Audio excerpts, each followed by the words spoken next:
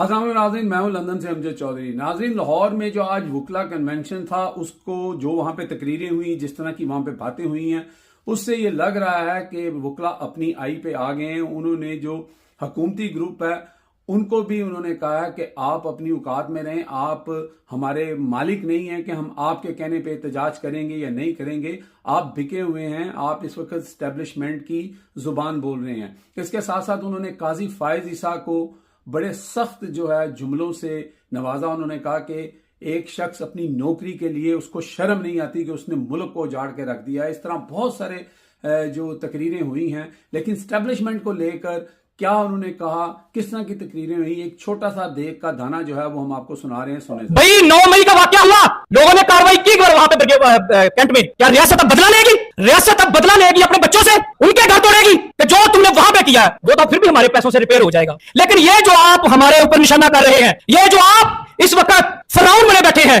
याद रखिएगा किसी भी मुल्क की फौज उस वक्त तक ताकतवर नहीं है जब तक अवाम की ताकत उसके साथ नहीं है। अगर अवाम के अंदर आप नफरत का बीज बोएंगे, अवाम को आप बदले की आग में झुलसेंगे, तो यकीन जानिएगा ना नाम रहेगा ना नामो निशान रहेगा। अगर आप चाहते हैं कि लोग अभी भी 20 साल पहले वाला सल्यूट करें, आपके ट्रक के अंदर कोई फौजी हो ना हो, सिर्फ फौजी गाड़ी हो तो खड़े होकर सलाम करें आपको, तो बदले अपने आप को, अपने रवैये को, इंतकाम को खत्म करें और लोगों को हक दे कि वो अपने नुमाइंदे चुने। वो अपने नुमाइंदे लेके आएंगे तो वो एहसास करेंगे। ये वुकला मूवमेंट जो है उसका आगाज है, और जिस तरह का जोश जज्बा और गुस्सा इस वक्त वुकला में देखा जा रहा है, तो हुकूमत के लिए ये कोई नेक शुगन नहीं है। और अब हुकूमत, मैं नहीं समझता कि किसी किस्म की भी तरमीम जो है वो करवा सकेगी। और जो हमारे सियासतदान हैं, जिसमें जो पार्टियां मुखालफत कर रही हैं, मौलाना फजलुर रहमान की पार्टी, पीटीआई और एक दो और पार्टियां साथ हैं, उनका लबो लहजा और उनकी बात तो आप सुन चुके हैं। और आज का दिन जो है वो बिलावल भुट्टो के लिए भी बहुत ही शर्मनाक है।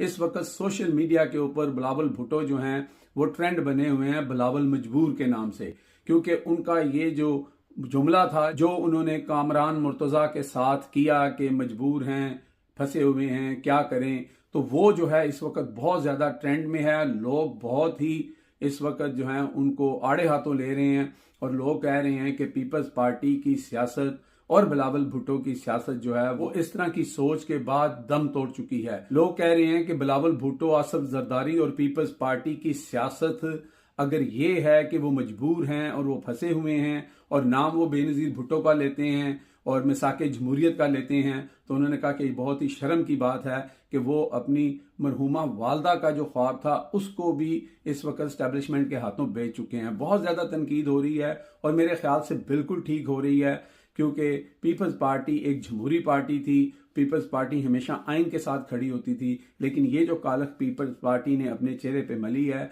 ये सालों तक रहेगी। नून लीग का तो आप छोड़ देना, नून लीग ने तो कभी भी इस तरह का स्टैंड लिया ही नहीं है। नून लीग तो जो है वो good cop and bad cop जो है वो खेलते थे, लेकिन पीपल्स पार्टी का जो तर्ज अमल था वो नहीं था।